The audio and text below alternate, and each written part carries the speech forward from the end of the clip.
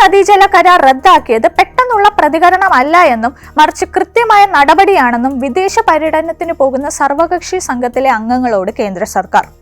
Pahalgam ഭീകരാക്രമണത്തിനും operation സിന്ദൂറിനും ശേഷം ഭീകരതയ്ക്കെതിരെ ഇന്ത്യയുടെ ശക്തമായ സന്ദേശം അറിയിക്കുന്നതിനായി പുറപ്പെടുന്ന സർവകക്ഷി സംഘങ്ങൾക്ക് നൽകിയ ബ്രീഫിംഗിലാണ് സിന്ധു നദീജല കരാർ ഉയർന്നു വന്നത് എന്ന് വൃത്തങ്ങൾ അറിയിച്ചു. ഓപ്പറേഷൻ സിന്ദൂറിന്റെ ഭാഗമായി പാകിസ്ഥാനിലെയും പാക് അധിനിവേശ കശ്മീരിലെയും ഭീകര താവളങ്ങൾ ഇന്ത്യ ആക്രമിച്ചിരുന്നു. ഇതിന് പിന്നാലെയാണ് ഇന്ത്യയുടെ നയതന്ത്ര ബന്ധം ശക്തിപ്പെടുത്തുന്നതിനായി സർവകക്ഷി സംഘത്തെ വിവിധ രാജ്യങ്ങളിലേക്ക് അയക്കുന്നത്. ഭരണകക്ഷിയായ BJPയുടെ നേതൃത്വത്തിലുള്ള NDAയിലെയും പ്രതിപക്ഷ പാർട്ടികളിലെയും നേതാക്കളും അംഗങ്ങളും ഈ സംഘത്തിലുണ്ട്.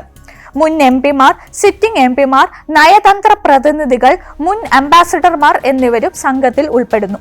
7 സംഘങ്ങളാണ് വിവിധ രാജ്യങ്ങളിൽ പര്യടനം നടത്തുന്നത്. വിദേശകാര്യ സെക്രട്ടറി വിക്രം മിശ്രി ഉൾപ്പെടെയുള്ള ഉദ്യോഗസ്ഥരാണ് പ്രതിനിധി സംഘങ്ങൾക്ക് ആവശ്യമായ നിർദ്ദേശം നൽകിയത്. സിന്ധു നദീജല കരാർ പുനഃക്രമീകരിക്കാൻ ശ്രമിച്ചിരുന്നു. വിശാലമായ ഒരു പശ്ചാത്തലത്തിലാണ് സിന്ധു നദീജല ഉടമ്പടി സംബന്ധിച്ച് ചർച്ച നടന്നത്. 1960കളിലാണ് ഉടമ്പടി നിലവിൽ വന്നത്. ഇതിനുശേഷം നിരവധി കാര്യങ്ങളിൽ മാറ്റം സംഭവിച്ചിട്ടുണ്ടെന്ന് ഉദ്യോഗസ്ഥർ പ്രതിനിധി അംഗങ്ങളോട് പറഞ്ഞു. കാലാവസ്ഥാ വ്യതിയാനവും ജലനിരപ്പ് കുറയുന്നതും ഉൾപ്പെടെയുള്ള പുതിയ വെല്ലുവിളികൾ ഉയർന്നു വന്നിട്ടുണ്ടെന്ന് അവർ പറഞ്ഞു. കഴിഞ്ഞ 2.5 വർഷത്തോളമായി കരാർ പുനഃക്രമീകരിക്കാൻ ഇന്ത്യ താൽപര്യപ്പെടുന്നുണ്ട് എന്ന് ഉദ്യോഗസ്ഥർ കൂട്ടിച്ചേർത്തു.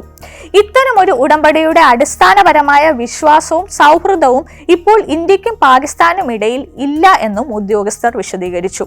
ബന്ധത്തിൽ ഒരു മാറ്റം ഉണ്ടാകുമോ എന്ന് ചില അംഗങ്ങൾ ചോദിച്ചപ്പോൾ ഭീകരത വളർത്തുന്നതിൽ പാകിസ്ഥാൻ വഹിക്കുന്ന പങ്ക് പോലും അംഗീകരിച്ചിട്ടില്ലാത്തതിനാൽ അതിന് സാധ്യതയില്ല എന്ന് ഉദ്യോഗസ്ഥർ പറഞ്ഞതായി വൃത്തങ്ങൾ ന്യൂസ് 18നോട് പറഞ്ഞു. ലോകം ഇന്ത്യയെ കേൾക്കാൻ ആഗ്രഹിക്കുന്നു. പാക് മുൻ വിദേശകാര്യ മന്ത്രി ബിലാവൽ ഭൂട്ടോയുടെ നേതൃത്വത്തിൽ പ്രധാനപ്പെട്ട ലോക രാജ്യങ്ങളുടെ തലസ്ഥാനങ്ങളിലേക്ക് സമാധാന പ്രതിനിധി സംഘത്തെ അയച്ചുകൊണ്ട് ഇന്ത്യയുടെ നീക്കത്തെ ചെറുക്കാൻ പാകിസ്ഥാൻ ശ്രമിക്കുന്നുണ്ട്. മേഖലയിലെ സമാധാനത്തിനും സ്ഥിരതയ്ക്കും വേണ്ടിയുള്ള തങ്ങളുടെ ആത്മാർത്ഥമായ ശ്രമങ്ങൾക്ക് അടിവരയിടുക എന്നതാണ് ഈ പ്രതിനിധി സംഘത്തിന്റെ ദൗത്യം എന്ന് പാക് പ്രധാനമന്ത്രിയുടെ ഓഫീസ് അറിയിച്ചിരുന്നു. എന്നാൽ ഇന്ത്യയുടെ വാദം വ്യക്തവും കൃത്യവുമാണ്. എല്ലാ ഭീകര പ്രവർത്തനങ്ങൾക്കും പ്രത്യക്ഷവും പരോക്ഷവുമായ ബന്ധം പാകിസ്ഥാനിൽ നിന്ന് കണ്ടെത്താൻ കഴിയും. പാകിസ്ഥാനും അവർ ആഗ്രഹിക്കുന്നിടത്തേക്ക് പ്രതിനിധികളെ അയക്കാൻ കഴിയും. എന്നാൽ ആഗോളതലത്തിലെ നമ്മുടെ പ്രതിച്ഛായ പരിഗണിക്കുമ്പോൾ അന്താരാഷ്ട്ര സമൂഹം ഇന്ത്യയുടെ ശബ്ദം കേൾക്കാനാണ് ആഗ്രഹിക്കുന്നത് എന്ന് ഉദ്യോഗസ്ഥർ വിശദീകരിച്ചു.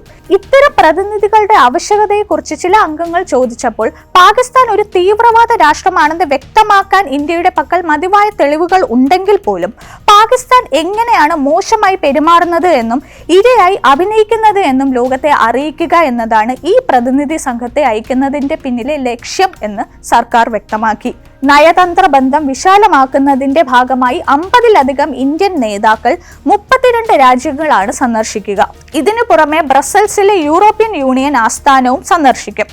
അതിർത്തി കടന്നുള്ള ഭീകരതയെക്കുറിച്ച് ഇന്ത്യയുടെ നിലപാട് അറിയിക്കുകയും അതിന്റെ അനന്തരഫലങ്ങളിൽ അന്താരാഷ്ട്ര സമവായം ഉണ്ടാക്കുകയുമാണ് ഇതിന്റെ ലക്ഷ്യം. ഇന്ത്യയിൽ ഭീകര പ്രവർത്തനം നടത്തുന്നതിൽ പാകിസ്ഥാന്റെ പങ്ക് വ്യക്തമാക്കുന്ന രേഖകൾ പ്രതിനിധി സംഘം കയ്യിൽ കരുതും.